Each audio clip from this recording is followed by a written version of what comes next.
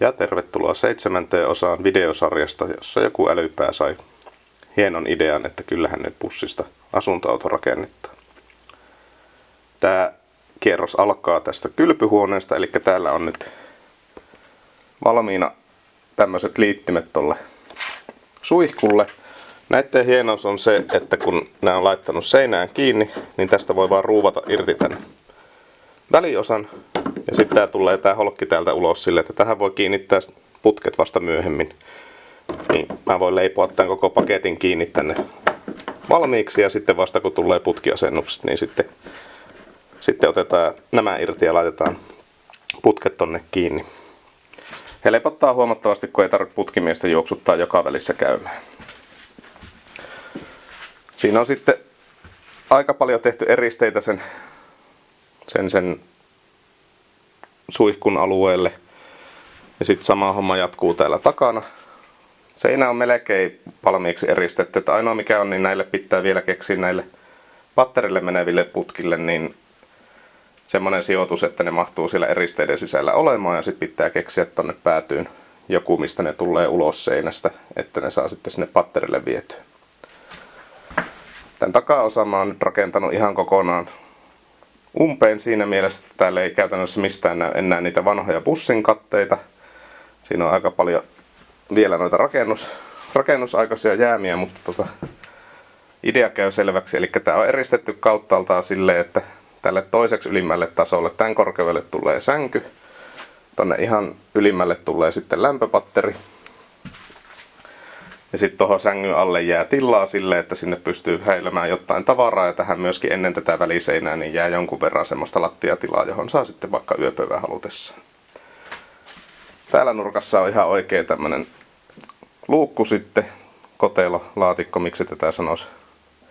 Tänne pystyy säilemään vaikka sitten vaatteita tai mitä ikinä nyt tarviikaan laittaa jemmaan sille, että niitä ei joka päivä käytä. Sitten jos me lähdetään katselemaan tuonne eteenpäin. Täällä ei ole silleen varsinaisia teknisiä edistysaskelia kauheasti otettu, että se mitä on tässä välissä tehty, niin on ollut lähinnä näitä seinien eristeiden rakentamisia, lattia eristämisiä. Sitten mä oon tehnyt kujat näille johdoille ja putkille, jotka täällä kulkee. Tää pikkuhiljaa etenee tälleen tää homma, mutta tässä on ollut kaikkea muuta sen verran, että en oo saanut ihan niin nopeasti tehtyä kuin jossain aiemmissa videoissa on käynyt ilmi. Mut tästä tää pikkuhiljaa valmistuu tämä osa. Sitten jos mennään kattoon täältä edempää. Tässä on sitten se paikka, mihin tulee sulaketaulu. Sinne tulee muutama putki jo valmiiksi tuolta. Niihin tulee sitten, siellä on uunin ja hellan johtoa ja mitähän noissa ylemmissä on jääkaappia ja pistorasiaa. Niin sulaketaulu tulee siihen ja sitten loput johot mä vedän tuolta välistä sitten. Eli tässä on vielä sen verran auki tämä, että täältä pystyy tuomaan sitten lisää johtoja sinne sulaketaululle. Ja suunnilleen tuohon mihin loppuu tuo lattiaeriste tuossa ylätasanteella, niin siihen tulee sitten väliseinä. Ja siihen väliseinälle tulee sitten kaikki vesimittarit ja muut hallintalaitteet. Että tästä tulee semmoinen tekninen tila tästä nurkasta. Tuohon etuväliseinään mitoitettu valmiiksi tuo oikea puoli silleen, että tuohon tulee ovenkarmi. Se ovikin on tuolla oottamassa. Ja mä en ole vielä tehnyt toista puolta siitä, koska se ovi on aika kapea ja sitten tänne kumminkin joutuu välillä tuomaan sen verran isoja tavaroita, että on helpompi, että sitä ei ole sitä toista pystykoolausta siinä vielä. Säästää hermoja tosi paljon, kun on tilaa mistä kuljettaa. Täällä on tänään sitten tulossa siivous tänne autoon, niin kuin näkyy, niin sille on ihan tarvetta. Ja muutaman hetken päästä käy myöskin ilmi, että miksi sille on ihan erityinen tarve just nyt. Sitten mä askartelin tämmöiset kaiutinsysteemit. Nämä on niitä auton vanhoja kaiuttimia sieltä matkustajatiloista. Mä vaan laittelin näihin apikoliittimet tälleen, että nämä saa kytkettyä. Nämä on sarjassa aina 2 kaiutinta ja sitten täällä on tää liitin, millä tää on alun perin ollut kiinni täällä auton omissa systeemeissä, niin mä sitä vähän koeajoin. molemmille puolille kun laittaa 2 kaiutinta, niin siitä saa ihan riittävästi meteliä, että ei tule tylsää ajomatkalla. Muuten tässä ei ole mitään mahdottomia tapahtunut täällä sisäpuolella. Käydään mutka tuolla ruumassa sitten seuraavana. Sinne on, niin kuin tästä videosta nyt näkyy, niin mä oon sinne jo vähän asennellut säiliöitäkin paikalleen, mutta siellä on tullut muitakin asennuksia nyt sitten tällä välillä. Täällä sitten, ei voi varsinaisesti ehkä puhua asennuksesta, mutta tässä on tää raitesvesisäiliö kuitenkin nyt paikallaan. Mä en ole vielä sitä kiinnittänyt millään, koska se on kokonaan pesemättä ja se ei ole vielä silleen asennusvalmis. Mutta tosta kun katsoo, niin siinä on aika hyvin se on mitoitettu, että se menee siihen näppärästi. Ja sitten kuitenkin siihen päälle jää ihan riittävästi tilaa, että siihen saa vaikka sähköpotkulauvan jemmaa halutessaan. Täällä viereisessä loosissa sitten mä oon tehnyt nämä septitankiasennukset nyt silleen valmiiksi, että tuolta puuttuu vielä tuo itse viemäriputki, tai se viimeinen osa siitä puuttuu. Sille on reikä kyllä tuolla valmiina, mutta tuolla on sen verran huono valo, että sinne ei varmaan kannata mennä kauheasti kameran kanssa sohimaan. Septipumppu on tossa. Se seisoo tommosilla tassuilla. Mä laitoin ne liimaukseen, katsotaan pitääkö se liima. Jos ei pian, niin mä haen tarvittaessa uudenlaiset tassut ja sitten pulttaan sen kiinni siihen. Tuo valkoinen on huohotusletku tai putki, eli se menee tuolta lattian läpi ja sitten siitä pääsee ilma vaihtumaan tarvittaessa. Tuo T-osa on sen takia, että sitten siitä tulee huohotin myöskin tuolle harmaavesisäiliölle. Mutta mä en ole sitä vielä tehnyt, mä laitoin tuon säiliön vasta eilen paikalleen. Ja harmaavesisäiliö on se sama, jota tuossa kuutososassa rakenneltiin. Siinä kävi loppujen lopuksi sen pumpun niiden kiinnikkeiden kanssa silleen, että ei siinä pitänyt mikään sikafleksi eikä kontaktiliima eikä mikään. Niin kävin hakemassa sitten Puuilosta tämmöstä liimaa, joka väittää olevansa nimenomaan muovien liimaukseen. Ja liimasin sillä kiinni sitten ne braketit tonne säiliön pohjaan silleen, että se pumppu ei nyt lähtisi siitä ihan valtoimennaan liikkeelle. Että sitten kun se on tuossa letkussa vielä ja sähköjohossa, niin sen pitäisi kyllä siellä pysyä sen verran paikallaan, että ei tule ongelmia.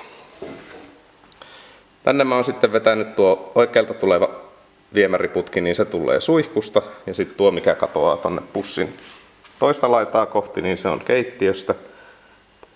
Niille ei ole vielä reikää, mä vaan vedin ne tohon silleen, että näkee mihin kohtaan se reikä pitää tehdä.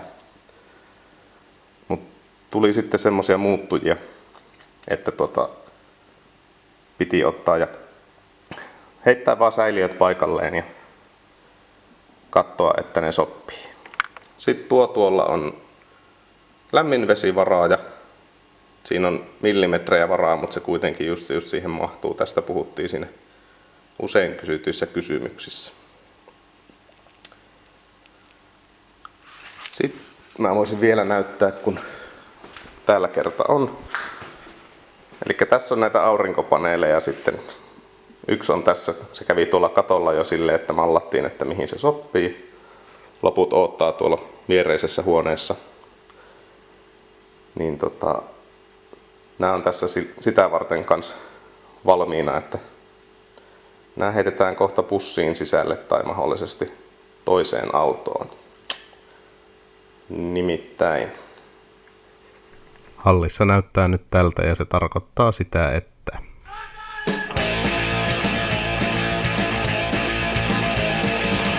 mä aikani täällä kärsin, hevosen näkkileipää järsin. Nyt se paska ohi on riemu juupel mahdoton. Tosta portista juoksen helvetin lujaa, vapaana miehenä pitkin kujaa. Nyt vipinää tennariin ja konsta lähtee siviiliin.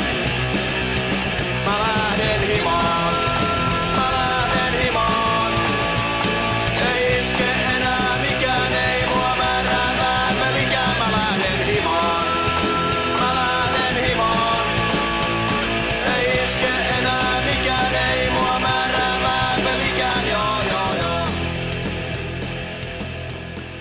niinhän siinä sitten kävi, että paluu Tampereelle tuli aika paljon nopeammin kuin kukaan olisi osannut ottaakaan. Eniten vaikutti ihan sosiaaliset syyt. myöskin kunnollisia chicken wingsejä tuli sen verran ikävää, että tänne oli hyvä palata. Tuttu paikka. Matka sujui hirveän lepposasti, ei mitään hämminkiä. Mitä nyt ohjaamon lämmitin ei toimi ollenkaan. Takki päällä piti ajella, kun ulkona on kumminkin sen verran kylmä ja tähän aikaan vuodesta. Tää laittaa huoltamolle sitten noottia siinä kohtaa, kun tuotiin muutenkin huoltoon, että voisiko ne katsoa, että mitä sille on tehtävissä. Tää uusi halli on Hervannan perukoilla aika kaukana keskustasta, mutta toisaalta täällä on sitten aika tosi hyvin tilaa rakennella. Edellisessä oli pikkusen ahassa siellä sun täällä, mutta tässä on kyllä tilaa joka suuntaan riittävästi. Bussin rakentelu jatkuu niin kuin ennenkin.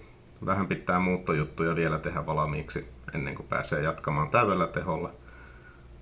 Mut joka tapauksessa julkaisutahti videoiden osalta on varmasti vähän rauhallisempi kuin mitä se on kuumimmillaan ollut. Mutta älkää huoliko, näitä tulee sitä mukaan kun on jotain mistä kertoa. Tässä kaikki tällä kertaa. Kiitoksia jälleen kerran seurasta ja seuraavassa jaksossa nähdään.